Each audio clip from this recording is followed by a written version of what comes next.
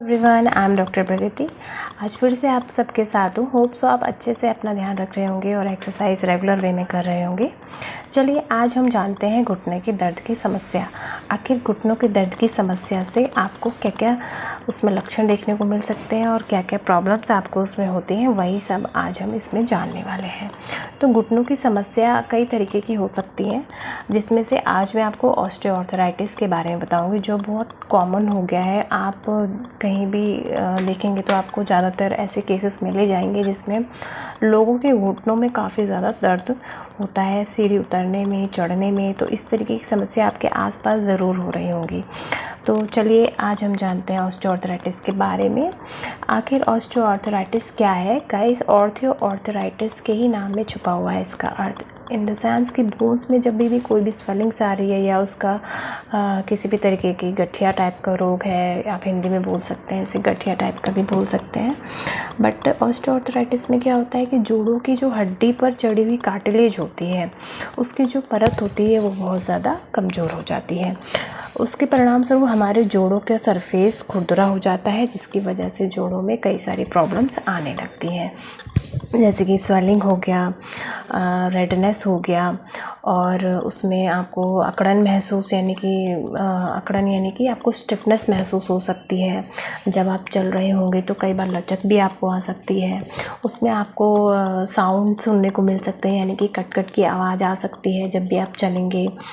तो इस तरीके की चीज़ें आपको इसमें देखने को मिलेगी।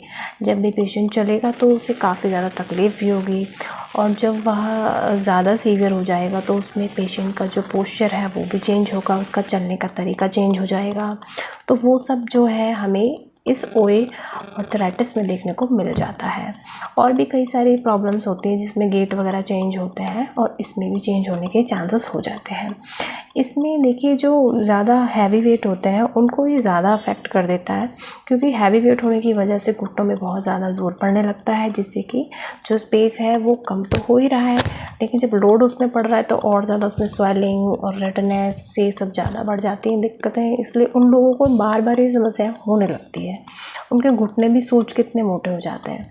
तो आखिर वो क्या एक्सरसाइज करें, क्या ट्रीटमेंट लें, वो कई बार सोचते हैं, परेशान भी हो जाते हैं कि आखिर हम क्या करें। तो गाइस, कुछ नहीं करना है आपने। अगर आपका बिल्कुल लास्ट स्टेज में ये चीज़ आ जाती है तो फिजियोथेरेपी द्वारा आप बस मेंटेनेंस कर सकते हैं। अगर बिल्कुल लास्ट है, बिल्कुल नहीं ठीक हो रहा है, तो आप TKR करा लें, ऑपरेशन करा सकती है। गाइस, ये तो आप जानते ही हैं कि एक टाइम एक ऐसा आता है जिसमें हमें वृद्धा अवस्था में जाना ही होता है। तो गाइस, ऑस्टियोआर्थराइटिस एक एज में आपको दिखने लगता है, 50 एज के बाद ही आपको यह दिखने लगता है। लेकिन आजकल जिस तरीके की लाइफ हो गई है और जिस तरीके से लोगों का वेट बढ़ता जा रहा है, या लोगों का जो काम है कुछ ज़्यादा हो गया है चलने का, जिनका ज़्यादा रहता है, या कोई स्पोर्ट्स एक्टिविटी जो ज़्यादा करते हैं, उन लोगों में भी यह समस्या देखने को मिल गई है। तो चलिए जानते हैं कि गाइस, अब उसका असेसमेंट कैसे करना है। सबसे पहले जो पेशेंट हमारे पास आता है तो उसका गेट हमें देखना होता है। जब वो चल के आ रहा है तब आप उसका गेट देख लीजिए कि किस तरीके का गेट हो रहा है उसका ONE में। जब ONE की स्टार्टिंग होती है गाइस, तो उसमें इतना अंदाज़ा नहीं लगा सकते कि ONE ही हो रहा है, क्योंकि उसमें हल्का सा पेन आ रहा होता है पेशेंट को, इतना ज़्यादा नहीं। लेकिन एक्सरे के मेज़रमेंट के द्वारा पता चल जाता है कि एक्सरे देखने के बाद डॉक्टर अंदाज़ा लगा लेते हैं कि कौन से ग्रेड का ये है और इसमें क्या चीज़ हमें अभी देनी होगी।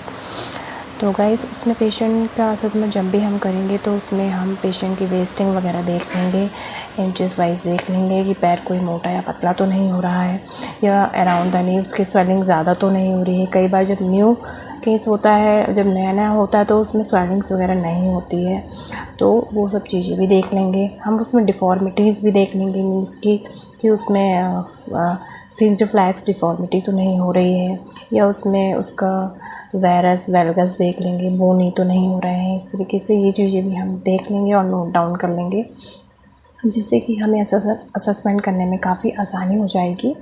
और पेशेंट के हम टेंडर पॉइंट्स वगैरह चेक कर लेंगे, मसल्स की स्टिफनेस चेक कर लेंगे और अराउंड द नी उसकी ग्लाइड करके चेक कर लेंगे पटेला की वो अच्छे से मतलब टाइट तो नहीं है उसकी ग्लाइड, जो हम देते समय पता चल जाएगा पेशेंट का जो पटेला मूवमेंट है वो अच्छे से हो रहा है या नहीं, वो भी हम अच्छे से चेक करेंगे और ट्रीटमेंट के दौरान हम उसे ग्लाइड वगैरह भी प्रोवाइड करेंगे।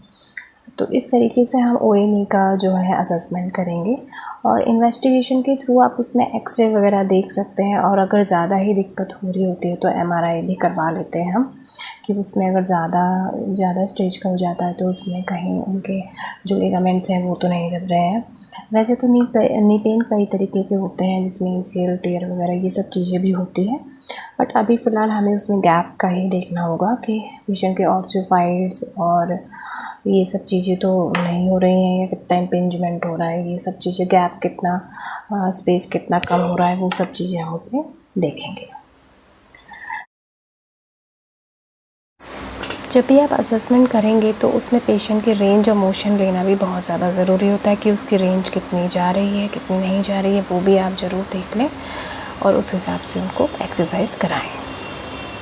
अब आप फिजियोथेरेपी ट्रीटमेंट में क्या क्या उसमें देखेंगे। ट्रीटमेंट में तो आप उसमें देखिए जब फर्स्टली पेशेंट आएगा तो उसमें अगर स्वेलिंग वगैरह है तो उसे हम कम करने के लिए उसमें टेंस IFT या US वगैरह यूज़ करके उसकी स्वेलिंग्स और ये सब चीज़ें कम करेंगे और उसको आइसोमेट्रिक स्ट्रेंथनिंग ये सारी एक्सरसाइज करवाएंगे धीरे धीरे, जिससे कि उसके पैर के जो मसल्स हैं उनकी स्ट्रेंथनिंग भी बढ़े और पैर की ताकत भी बढ़े, धीरे धीरे उसकी कमज़ोर भी कम हो जाए। गाइस अब उसका जो ट्रीटमेंट हमारा फिजियोथेरेपी का होता है उसमें अब एडवांस ट्रीटमेंट में आ गया है जिसके द्वारा स्टिफनेस वगैरह भी कम की जा सकती है, जैसे कि MRT आ गया है, RPW आ गया है और इस तरीके की जो हमारी मशीनें आ रही हैं बाहर की, जिसके द्वारा हम आसानी से उसकी स्टिफनेस भी कम कर देते हैं और हीलिंग जो प्रोसेस होती है वो भी जल्दी बढ़ जाती है उसकी, और सेल्स का जो रिदम है वो भी अच्छा होने लगता है और ब्लड सर्कुलेशन भी अच्छा होता है। तो मशीनों द्वारा ये चीज़ें भी अच्छी होती जा रही हैं, तो ये भी आप यूज़ कर सकते हैं। कपिंग थेरेपी, इस तरीके की काफ़ी सारी न्यू टेक्निक्स हमारे फिजियोथेरेपी उसमें आ चुकी हैं जिसे आप लेके काफ़ी हद तक अपना दर्द भी कम कर सकते हैं और अपने स्वेलिंग्स और अपने चलने का पोस्चर भी आप अच्छा बना सकते हैं इन सब टेक्निक्स के द्वारा। इसमें मेडिकेशन क्या क्या लेना चाहिए। मेडिकेशन में जब भी आप पेशेंट के पास जाते हैं तो आपको कैल्शियम, विटामिन D और आपको ज़्यादा पेन है तो उसके लिए मसल रिलैक्सेंस या पेन किलर्स पेशेंट को जो डॉक्टर है वो प्रोवाइड कर देते हैं और इन्फ्लेमेटरी ड्रग भी पेशेंट उनको दे देते हैं जिससे कि उनका इन्फ्लेमेशन जो है वो थोड़ा कम हो जाए। गाइस लेकिन ज़्यादा दवा नहीं खाना चाहते हैं कुछ पेशेंट, तो वो एक्सरसाइज अच्छे से करें, रेगुलर वे में करें और सीढ़ियाँ चढ़ना उतरना जब ज़्यादा स्वेलिंग है तो कम करें, जिससे कि उनकी जो प्रॉब्लम है वो जल्दी ठीक हो जाएगी। और कुछ ऐसी एक्टिविटी वो कम करें जिससे उनको ज़्यादा तकलीफ़ हो रही है, रेस्ट दें जिससे कि वो ठीक, क्योंकि एक एज ऐसी आ जाती है जिसमें अगर आप ज़्यादा प्रेशर डालते हैं मसल्स में तो उनमें दिक्कत आने लगती है। और खाने का परहेज़ भी आप उसमें कर सकते हैं, जैसे कि ठंडी चीज़ें आप शाम को नहीं खा सकते हैं, चावल हो गया, दही हो गया, इस तरीके की चीज़ें थोड़ा अवॉइड करें और खाने में नमक मिर्च भी थोड़ा कम लें आप।